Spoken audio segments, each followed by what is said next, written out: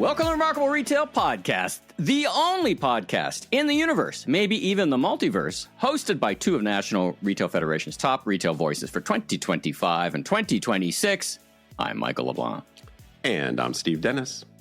Our guest on this encore interview episode is Artemis Patrick, president of Sephora North America, clearly one of the most remarkable brands in retail today, and we thought a remarkable interview that deserved a second or perhaps your first listen.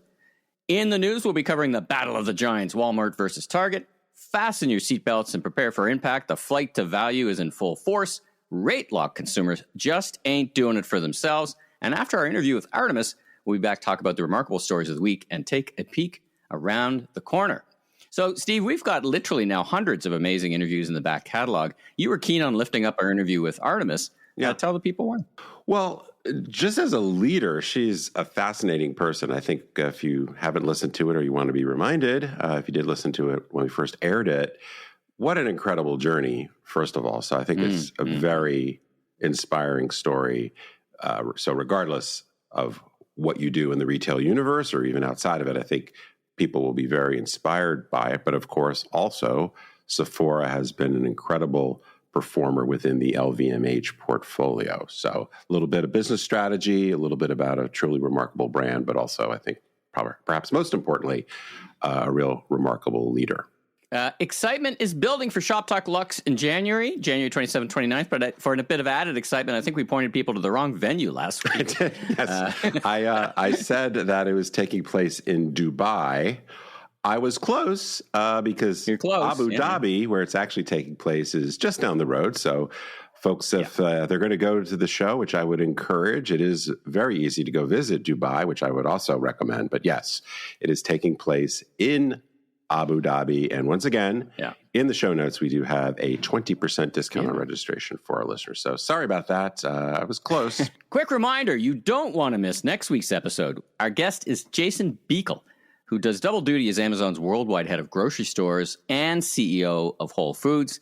Steve, you and I worked for many, many months, if not years, to get the caliber. I think we started out before you even joined the company. But we really appreciate the help of the folks at Amazon, and Jason was very generous with his insights and time. So it's a great interview. Tune in next week. All right, let's get to the news of the week. Lots of retail earnings.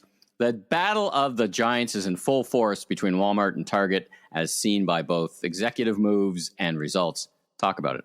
Well, different quarter, but similar results. Walmart continues, I guess not too surprisingly at this point, to win here.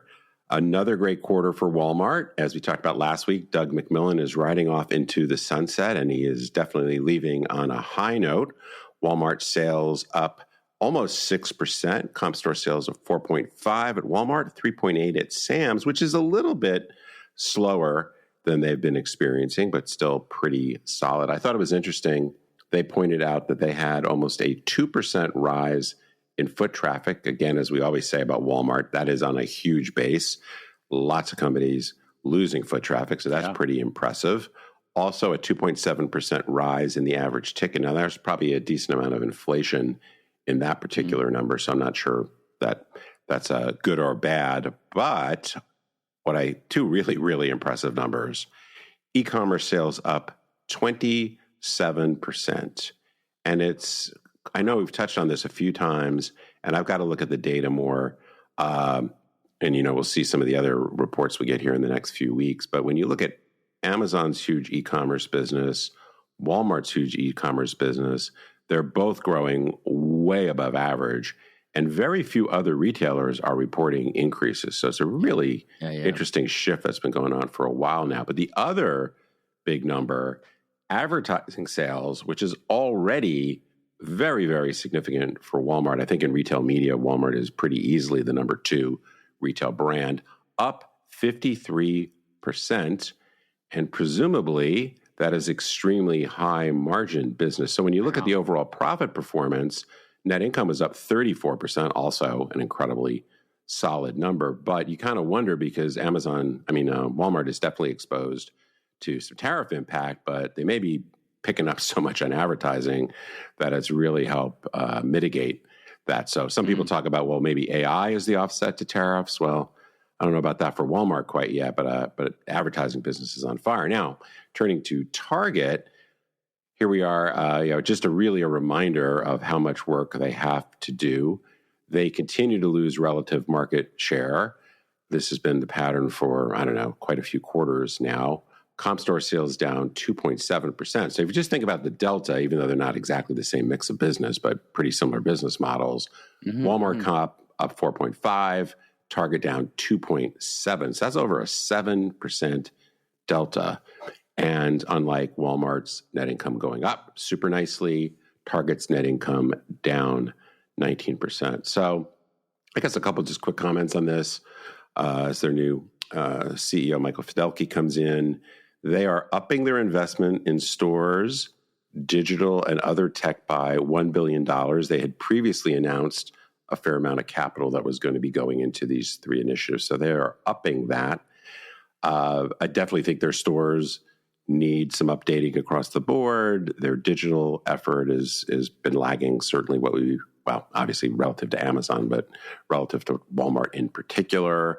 And just, there's so much going on, obviously, in technology with AI and robotics and you name it. So I think that's very needed. I don't know really whether that will do anything but kind of address some gaps because their issues are both executional, out of stock, salespeople on the floor, these kinds of things. But also, I just think there are real questions about where the Target business model fits. This somewhat of a trade up from what Walmart does. I don't know how powerful that is anymore. And you just wonder how much business is there to go around going after this discount mass merchant kind of customer. So we shall see. But yeah, a lot of work to be done at Target. So I would expect that we're not going to see this gap closing anytime soon. Let's talk about apparel. And I, off the top, I was, buckle in. The flight to value it's almost like a stampede to value in some ways, certainly in the apparel segment. Talk about TJX's numbers. Well, this is also a pretty long-time trend or long-term trend at this point. TJX, which is TJ Maxx, TK Maxx in parts of Europe, Marshall's, Home Goods, they just continue to put up very good numbers. Comp store sales, 5%, good net income. They're a little bit hedged from, or maybe even a lot hedged from tariff impact because they're really, they're buying product that's already been paid for by the tariffs have been paid for by the manufacturer. Similar vein, not quite as big, but a very large player in the off-price segment, Ross Stores, comparable sales up 7%, and they raised their outlook. So here we are in the off-price sector where we just continue to see above average growth for an extended period of time. Most of these players are opening a good number of stores, so their sales growth is actually better than their comp store sales growth as they add more stores. So, and then another one in the apparel category, but definitely not off-price, but generally speaking more value-oriented, is Gap. And I think there are some pretty clear signs that their turnaround is taking hold. Overall, 5% comp increase. Gap brand and Old Navy in particular did even better than that. Banana Republic a little bit weaker, and Athleta, which has been the weak part of the portfolio for, 2 or 3 years now, I think they were down about 10%. They're relatively small to the total. Now, net income did decline, so I think it's a little bit hard to say the turnaround is great if you're not improving profitability. They definitely have some headwinds due to tariffs, but there's some indication that they're able to navigate that relatively well. But as far as really restoring the top line in a meaningful way, it looks like it's happening. And by the way, if folks didn't see Richard Dickson, their CEO, talking on various TV shows, the guy is a very good salesperson for the brand and very inspiring. And I remember seeing him speak at a conference, and I was like, I don't know if this guy knows what he's doing, but he sure sounds good. But I would say there's evidence that he and his team know what they're doing, which is nice to see. There's no place like home. You can't double click your ears. A lot of Americans are what I here is described as rate locked. In other words, if they move, they have a much, much higher mortgage rate. So there's not a lot of movement happening in home improvement. And of course, the affordability is a bit of an issue. So both, we see that reflected in both Home Depot and Lowe's numbers. Yeah, this is really the story that has been, we had this big bump during the COVID times where people were investing in their home, and then a pretty big drop off, and then kind of the hope both that the pull forward has gotten past that and people are starting to invest. But yeah, as you say, a lot of this is really tied up in what's going on in the home market and just in general discretionary spending. So the two huge players in home improvement, Home Depot and Lowe's, both reported last week. Home Depot comps up 0.2%, so basically flat. If you put inflation in there, you could say they were down. They revised their earnings outlook down. I think I pointed this out now a couple of times. When Home Depot reported a quarter right after the tariffs were announced, they basically said, no problem. This is not going to affect our business, not going to affect our earnings. I thought that was nonsense. And it turns out it looks like it was complete nonsense. So that may be either wishful thinking and or politically motivated comment. So yeah, things are not looking super bright at Home Depot. Lowe's was a little bit better in terms of their outlook. Their comps were very similar, up just 0.4%, so essentially flat. But they're seeing some signs that parts of their business are doing a little bit better. But that's more the pro business than the DIY customer. So yeah, it's hard to be super optimistic about the home improvement category. And then when you get into other categories of home, I'm going to be really interested to see what happens when we get RH earnings in a few weeks, as well as Wayfair and some others. But Williams-Sonoma, which has got, as many people would know, a furniture business, but a lot of what they're selling is more smaller ticket kind of items. They're doing better. Their comps were up 4%. They have a really profitable business, just as for folks want to look at a business that, not only may not be like lighting it up in terms of tremendous number of new stores or unbelievable sales growth. Their profitability is great, but they did say that the tariff impact, which has been delayed a little bit, is going to hit them more in this next quarter. One thing they pointed out, which I thought was super interesting, was that if you go new tariff policy, their blended tariff rate was 6%. They see the blended tariff rate going to 35%. Now, not everything they sell is subject to tariffs, blended, of course. But you just think about trying to manage that. And I think we see some similar things in apparel businesses as well.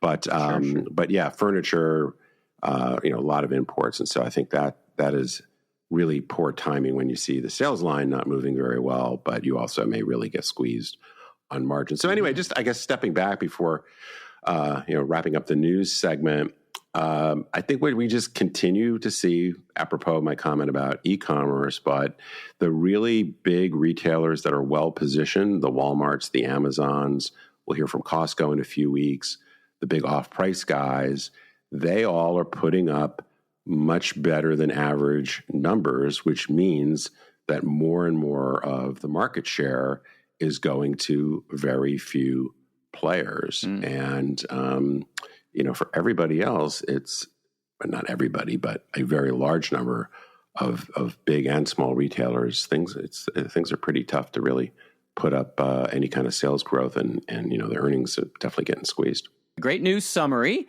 Now let's get to our fantastic, remarkable interview with Artemis. We'll be back to talk about remarkable stories of the week and take a peek around the corner. Artemis, welcome to the Remarkable Retail Podcast. We're so delighted to have you on. Where do we find you today? Today, I am in San Francisco. Very nice, very nice. Well, we're, as I said, really excited to have you. Sephora is one of our favorite brands to talk about, and a lot going on in your world. But before we get into some of those more juicy topics, maybe you could just tell us a little bit about your personal and professional journey. And maybe, if you're willing, I did watch your We Belong to Something Beautiful, the YouTube story about you. Yes. Maybe you could just touch on that a little bit if you weren't planning to. Sure. Yes, happy to. Well, again, thank you for having me. Excited to speak with you today. So, yes, I was born in Iran, and my family and I left Iran in 1979 when I was about 7 years old. We moved to Los Angeles. I didn't speak any English, so it was quite a change for my family and I. And after a couple of years, due to some unforeseen circumstances with my parents, I ended up actually moving into a group home, and actually was raised by foster parents up in Northern California. So I've had quite an interesting personal journey. I think it's definitely defined who I am as a person. I think it's definitely defined how I think about the world, about curiosity, about learning, and just, remembering that everybody has a story. So I think that really feeds in really nicely into how we think about Sephora. So on my professional journey, I've been in retail for most of my professional career, but with Sephora for now over 18 years. I started Sephora in e-commerce merchandising, and then I took over as the general manager for Sephora inside JCPenney at really the height of that partnership, which was super exciting and very ahead of its time. And then I became the North America head merchant, and then most recently I led global merchandising for Sephora.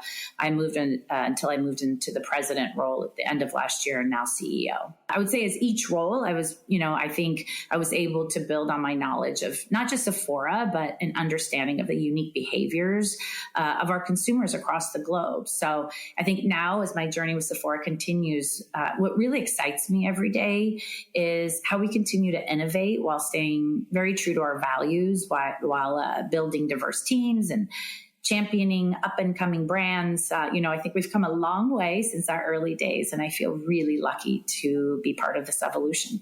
Retail has sometimes been described as the accidental career. Was it an accident for you? You've been in it 18 years. It's been a great career for you. But did you imagine yourself there? Were you always interested in what went on in those stores that you shopped at? How did you wind up? How did you start there?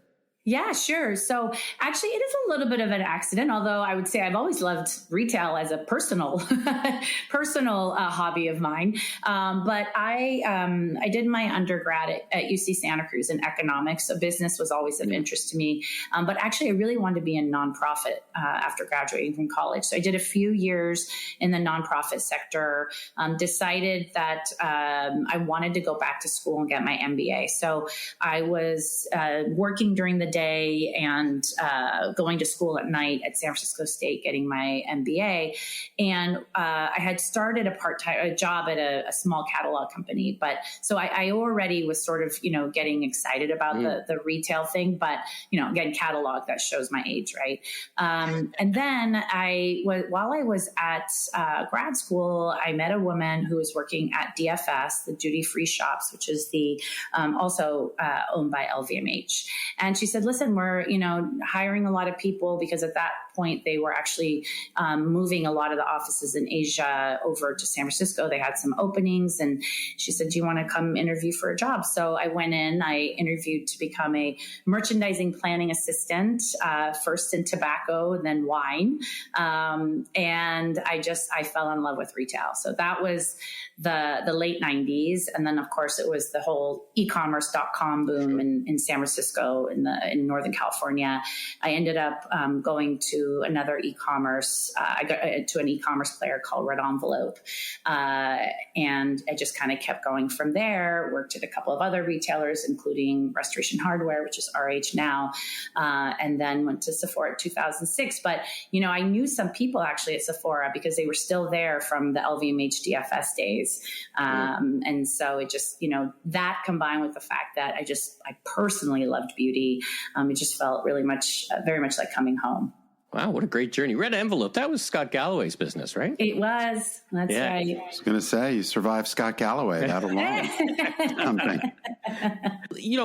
I can't imagine many people listening to our pod today that don't know the name Sephora, generally, of course. But could you give our listeners a sense of the brand's operational scale and scope globally, and maybe some facts about North America they may or may not know?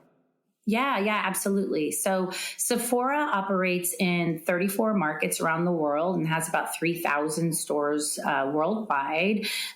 We believe we provide diverse beauty experiences that are really tailored to the unique preferences of each market.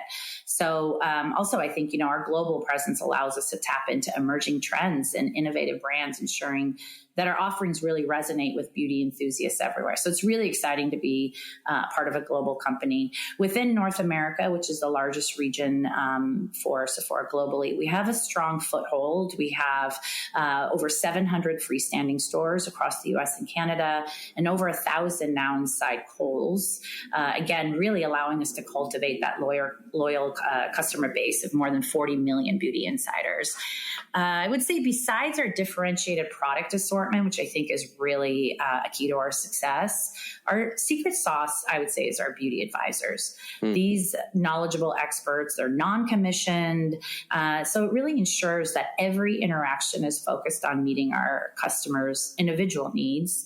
In addition, we have beauty studios that offer a fun and interactive space for our customers to experiment with new looks and receive services like waxing and full makeup services. We also host in-store brand events that foster community.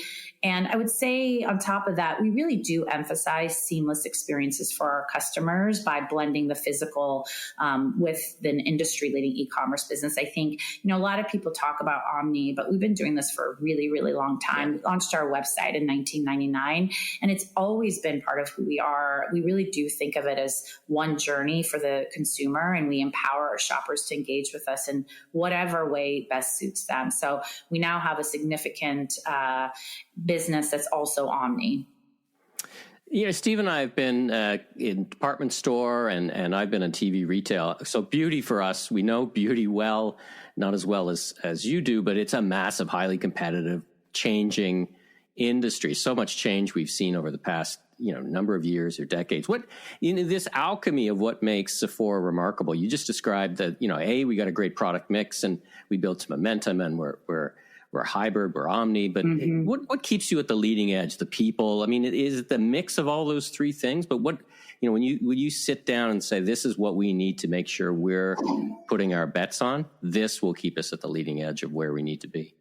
Yeah, for sure. I mean, I think it's just rooted in our DNA. So when Sephora first entered the US market over 25 years ago, we opened our first store in Soho. And the reality was that a lot of the big brands didn't want to work with us. And so just by sheer survival, we started incubating these great little indie brands that are now, household names like Too Faced and Tarte and Urban Decay.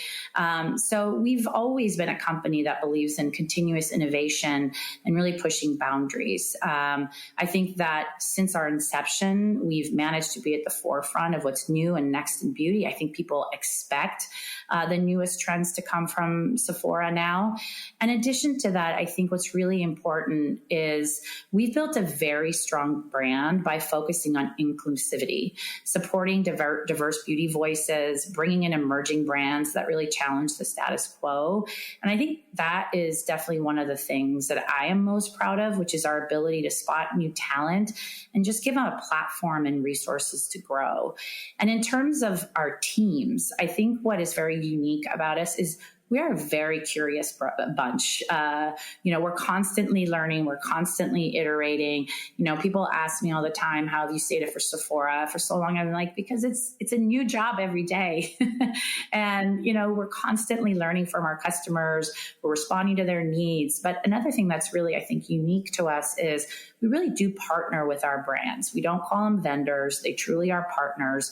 We partner often. We partner early. And we learn a lot from each other. We're also deeply invested in data and feedback to understand consumers. I think it really is this incredible balance of, data and gut that we have going for us. And I think it's what's helped us remain at the forefront. We'll be right back after these messages. Promotional support for the show comes from Find Mine. In the time it takes to listen to this ad, your team could have leveled up their productivity by 90%. And set up your brand for increased sales. Find Mine's AI tools let you run operations on thousands of products right now. Get self-service AI to support product tagging for better success with AI agents dynamic programmatic ads for Meta, visually similar product recs, complete the look styling, trend, and campaign curations.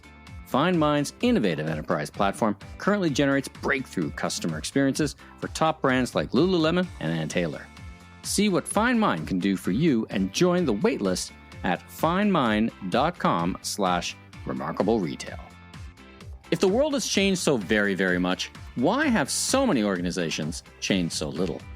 As the pace of disruption accelerates, leaders need the courage and the insight to aim higher in the value they deliver, move faster than they ever have before, and take the bold action to leap ahead of the competition.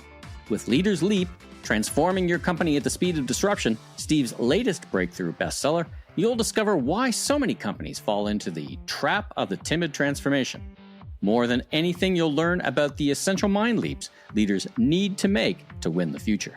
Leaders Leap is available just about everywhere books are sold, as well as on Audible and as an ebook on Kindle for just $9.99. I wonder as we kind of shift to the back half of our conversation, whether we can kind of dig into some of the strategy lessons, not only learning a little bit more about Sephora, but for our audience, what are some of the takeaways over the years? One thing I was really thinking about, and Michael mentioned earlier, both of us spent some time in the department store business. I actually started my career at Sears many, many years ago, but also some time on the executive leadership team at the Neiman Marcus Group. And, department stores are very obviously a place or a format that has been challenged for quite a long time. And if you think about it, as you well know, I imagine most of our listeners would know, the beauty business historically was just a huge, huge business for department stores, particularly as you get more into the prestige cosmetics. I'm wondering what kind of the lessons you see from Sephora's success that either other vendor brands might take into account or just other companies that are really struggling to deal with this kind of evolution of how products get distributed. Because it's not as if department stores, for example, couldn't have opened their own, freestanding stores off the mall, or obviously they're into e-commerce and lots of other things. So anyway, that was a big wind up to a question, but I guess what are some of the lessons about what's made Sephora successful that perhaps other brands might learn from? Yeah, I mean, I think it's just being aware of, to your point exactly, is how quickly things are shifting, but especially in beauty. I mean, I've worked in other categories as well. I've worked in furniture. I actually also worked for bluelight.com, which was the Kmart online store. So you talk about your Sears experience. And I think one thing that sets Sephora apart is the speed at which we pivot when we need to, but also remain very focused in our strategies. So, the shift definitely has been quite profound. The rise of e-commerce, the rise of social, it's really changing consumer habits. And I think ultimately what it's led us to is to embracing the fact that customers want more flexibility, they want more convenience, and they want to be able to play. At the end of the day, beauty is very, very tactile, and shopping needs to be fun. It needs to be interactive. And we think that that's something we provide. And on top of it, it's not just this playland, on your own. We help guide that journey with over 25,000 incredibly educated beauty advisors. I mean, the amount of information these people keep in their head on the thousands of products we have, it's really mind-boggling, right? But I do think that that's a big differentiator because it can be overwhelming. And also I think things like our e-commerce experience, which allows people to navigate really easily, to do the pre-shopping. If they are feeling overwhelmed, we have a ton of user-generated reviews. We were doing user-generated content before there was even a word for that, right? And I think that peer-to-peer, that trust is so important because when people come to Sephora, they know what they're getting is trustworthy. They've heard it from thousands of people and from their peers. And then I just think too, again, the product differentiation, right? It's having differentiated products, differentiated brands.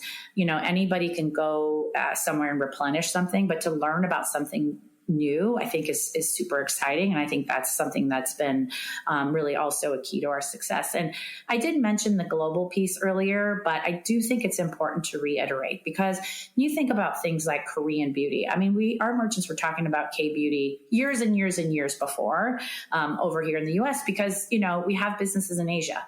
So for us to have this global reach and global knowledge, it's not something you can easily replicate, because we get access to global trends, I think, faster than any of our competitors.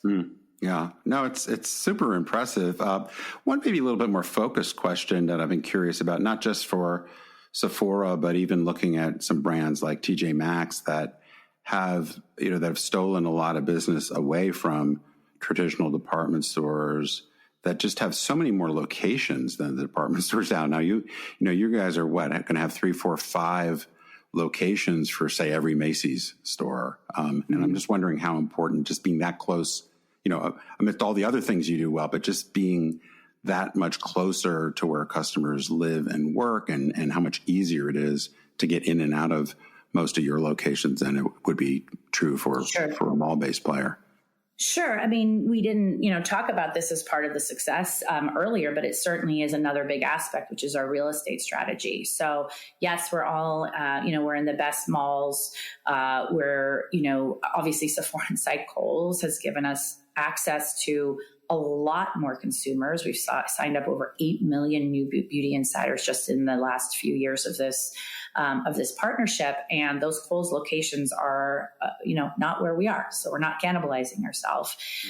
We're also doing some testing in urban markets. We, have what we call sort of our drive up off mall strategy. So that's moving. A few years ago, we started this about probably 5 years ago, where we weren't just looking at malls. We were looking at sort of these outdoor shopping areas where you can, go to your gym and go to your grocery store.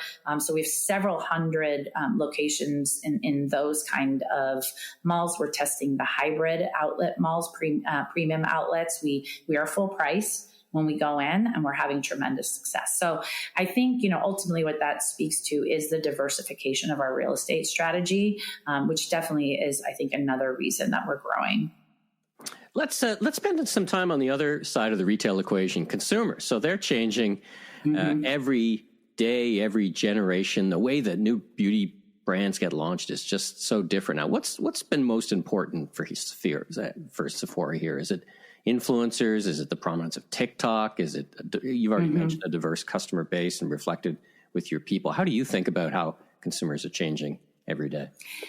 Yeah, I mean, what I would say is certainly social has changed the game in the way that I think it's democratized access to information for beauty. So certainly that's very much important to us. But in terms of, I would say, over the history, since we first opened our U.S. store more than 25 years ago, and then in Canada, actually, we just had our 20-year anniversary. Our first store was in Toronto.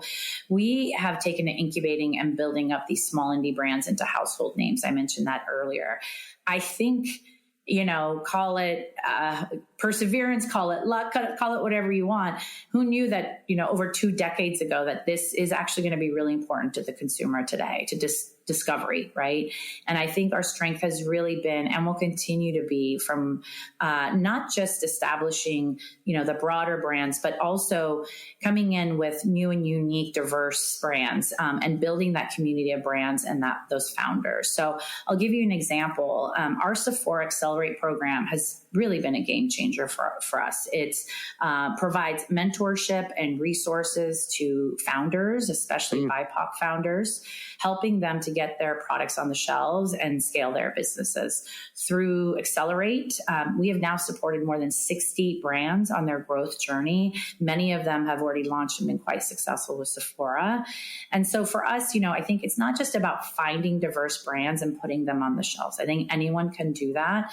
For us, it's really about taking a critical look at our entire product ecosystem and being able to build a long-term, sustainable growth plan for them, and ultimately success for our brand partners. we've really built entire teams around this idea to ensure we're championing diversity at every stage of the pipeline. I often give the example of, my daughter, she's 14, she has curly hair. When I was her age, I mean, nobody wants to see pictures of my hair. I didn't know what products to use. I didn't know what was going on. It's some scary stuff. But that's because, brands weren't, the brands that were making the products for hair like me didn't look like me. And that has changed. And I am excited about that. I want to be part of that, journey. I'm happy if other, retailers get on board. When we signed up for the 15% pledge, which basically asked retailers to dedicate 15% of their shelf space to Black founded brands, Black owned brands. We were the first major retailer to sign on for that. And then many other retailers followed. And that's an area where I'm like, join. It's not competition here. We won't make change unless we all get behind this. And for me, this is, not just a personal passion, but I think it's just smart business. Yeah, I think that's the thing that's sometimes mixed. We get into some of the, not to get political about it, but, a lot of different commentary around diversity, inclusion type initiatives. And, we have, I guess, that philosophical argument, but, it's just being reflective and going to where your customer is, right? That's just good business sense. So I really appreciate you lifting that up. So maybe, I know we're starting to come up on our time, but maybe just a minute or two on the role of technology as you look ahead. You touched on a few things, but I'm curious if there's anything in particular, Gen AI perhaps being a more obvious one, but any particular technologies that you're really excited about that you're working on, maybe some breaking news here, or pilots or things that will either change the store experience or maybe bring some of the great beauty advisor type of experience to a more online only kind of customer journey. Sure. I mean, one of the things that we don't talk about, outwardly often, but it's been a huge undertaking is a new e-commerce platform that we've moved to, and we're now on the other side. This is a massive undertaking. We've been undertaking this e-commerce platform migration for over the last 18 months, and we just got on the other side. We are running our biggest holiday savings event right now on this new platform, and in just a few days, it's doing exceptionally well. So on a professional level, I'm, very relieved about that, and I'm very, very excited. But I think what's, just as exciting is now we have a whole new platform from which we can continue to build on. So really, really accelerating personalization is going to be number one for us. We think we've done some great strides there, but, obviously it's not just about personalizing to what you bought in the past, but, using machine learning to do predictive modeling to say, hey, this is the kind of thing you might have liked in the past. There's a new product that has similar, and you might have a tendency to like this product. So you're going to see us really, really accelerate personalization as we move into 2025 and beyond. I think the other thing that's super important and, overall with anything with technology is we've really prided ourselves on being forward thinking on innovation so that we can create the best possible shopping experience for our clients. That's ultimately it. Technology isn't about replacing that human touch. It's about enhancing the consumer experience. And this is something that's very, very important to us. So I'll give you an example. We recently upgraded what we internally call Skin Scan. It's our mobile color IQ device. It's a proprietary complexion matching technology. And Skin Scan uses AI as a means of marrying science and artistry. So it's a device that all of our beauty advisors have, and it equips them with information about a client's complexion and skincare needs. So they take basically scans of your face with this device. And then it feeds into all of the machine learning, all of the things that we know, all of the data. And then it gives back the best possible shade. It also gives back recommended skincare products, because you have to have a great canvas to put on foundation. And then if you're a beauty insider, we store that information. And so then whether you're shopping online, omni, in stores, you can go back, because what happens is old school ways, we'd dram a little something into a plastic thing for you, and we'd write on the back in a pen, and then you'd get it home and it came off and you were like, shoot, what was that color? And then you have to go back and, the whole thing. And so now it's all stored. And it's also provides a way for our beauty advisors to have that conversation. So we don't view AI as a way to increase productivity, but rather as a means to enrich and amplify the relationship between our beauty advisors and our customers. Well, this has been fantastic. Last couple of quick questions for you. You're part of the LVMH family, and we've had Anish Malwani on the pod. How does being part of a maison impact both your strategy and your leadership style and your growth as a leader?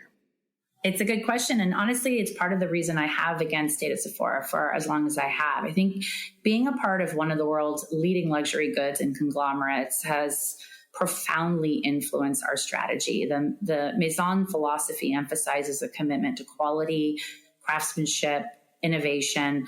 And this resonates deeply with our mission to deliver exceptional beauty experiences. It really empowers us to push boundaries and redefine what it means to experience beauty in a way that I think is, authentic, inclusive, and transformative. And I would just add that on a personal level, being part of such a prestigious family has very much contributed to my personal growth. I've had the opportunity to learn from industry pioneers on a global scale and immerse myself in a culture that champions creativity and excellence. I think the environment encourages me to think strategically about how I can drive growth and innovation while still maintaining my integrity and values. And I've just become more attuned to the nuances of the luxury market and how we can effectively cater to diverse customer base. So it's pretty cool to be part of that family. Well, fantastic. Well, let's last question for you. What's most exciting for you, and what's up next for Sephora? What are you focused on, and what gets you up at early morning meetings, no doubt, for European calls? Yes, for sure. I mean, we're always, like I mentioned, continuing to innovate and grow, both in our terms of our product offerings. I'm so excited about some of the new product and brand launches next year. I mentioned our big e-commerce migration, which will allow us to, really, really up-level our game. Already such a great e-commerce site, so we're going to be doing a lot more. And then I would say one of the most exciting projects that we're embarking on is a complete overhaul of our stores. So in some cases, it'll be a major update. In some cases, it'll be minor. But, I've mentioned we've been around for over 2 decades. And so it's important that all of our stores have that Sephora experience, whether, you're a 20-year-old store in Toronto, Canada, or whether you're a brand new store in, Bend, Oregon. So, what we're going to be doing, this is the largest capital project that Sephora in North America has ever underwent. And we are going for the next 5 years to be touching every single store. And all of our new stores will also have a new look and feel. So we're already 15% of the way there. We started in September. We've done over 100 stores. And then, like I mentioned, some minor, but some major, some, more than the cost of building an entirely new store. And we are super excited about this because I think while many retailers have unfortunately deprioritized brick and mortar, we're doubling down. We think that the shopping and experience in stores is so critical. We think this new generation wants to be out there. Of course, they're online, they're on TikTok, they're on their device, and they're doing research. But ultimately, they also want to come into stores and play. And we are super, super excited to invest back in our stores and give our customers and our beauty advisors, the look and feel of a Sephora store that every single one deserves. Well, Artemis, you've been very generous with both your time and your insights. And on behalf of Steve, myself, thanks so much for joining us on Remarkable Retail Podcast. It was great listening to your articulation of what makes you just such a successful and remarkable retailer. So we both wish you continued success and safe travels for the rest of the year. And good luck with all those store renos. It's an ambitious project. Very exciting. It is. But we're excited. Such a track record of success. Anyway, once again, thanks for joining us on the Remarkable Retail Podcast. Thank you so much. I appreciate your time. All right, we are back. Steve, what in your mind was particularly remarkable this week? There's always really interesting things. I guess the one, even though this is not a retail-centric story, summarize this as it's NVIDIA's economy and we're all just living in it. I'm sure many people would pay attention to NVIDIA's earnings. And there were a couple of things just to mention about this. One is, it's like, if NVIDIA sneezes, everybody gets a cold, but if NVIDIA is healthy, everybody else is healthy. So the stock market was quite volatile with their earnings announcement, with the headline being, if people missed it, that they just knocked the cover off of their revenue numbers. I went back to look, and NVIDIA's stock price has doubled, has gone up 4x in just 2 years, and it's up like 1,100% in 5 years.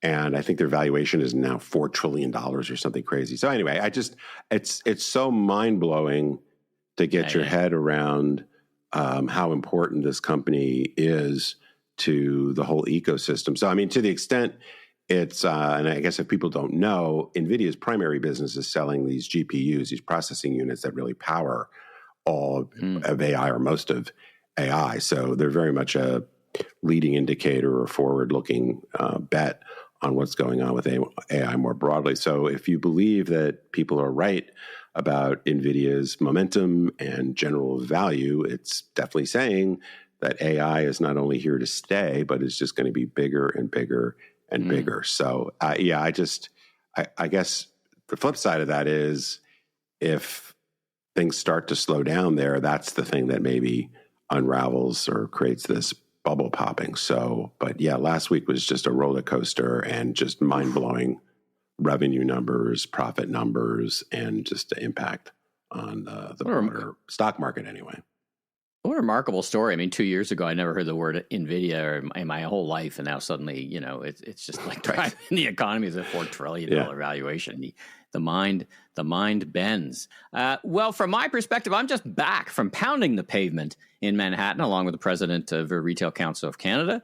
Almost 30,000 steps of dedication to find the best new retail. And my head's still swimming a little bit. I'm just literally off the plane, but I can say that great, interesting retail is alive and well in Manhattan. And for those of you joining us at the NRF show, do take the opportunity. I'd call out, for example, the new Lacoste flagship on Fifth Avenue. It's really wonderful.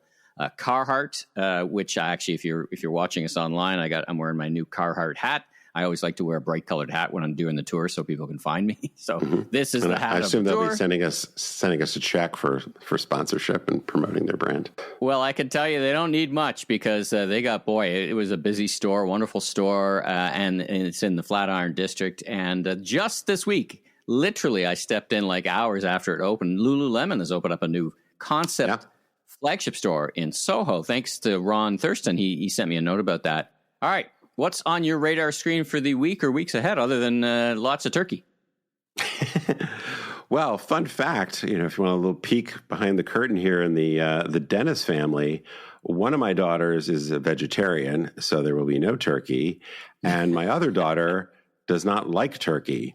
So we will be a prime rib and mushroom something or other center of the plate for Thanksgiving. So I'm sure everybody will be really fascinated by that. But as much as we talk about a retail apocalypse, I'm starting to wonder if there's a brewing restaurant apocalypse. And I say this for a couple reasons. First of all, some of my experience here talking to restaurateurs in the Dallas area, the number of closures has gone up considerably year over year.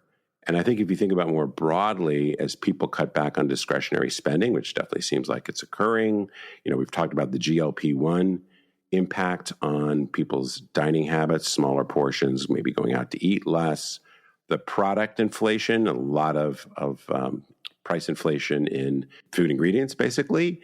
And there's definitely more and more of a labor shortage. One stat I saw this week is there are...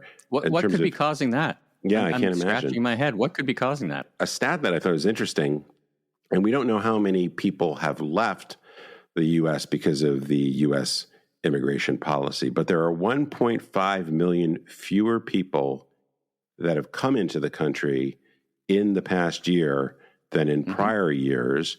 And I don't want to sort of stereotype who immigrates to this country, because certainly it's a diverse group, but it's no secret that a lot of people coming into the country are often, lower skills, tend to work in the fields, tend to work in restaurants, house cleaning, these kinds of things. So I think it's a real significant, and I know it is a real significant factor in restaurants being able to staff the restaurants and or having to pay more to keep people and to attract them. So something to watch. I hope it's not true, but I'm definitely seeing signs of that, and that could have some pretty interesting ripple effects.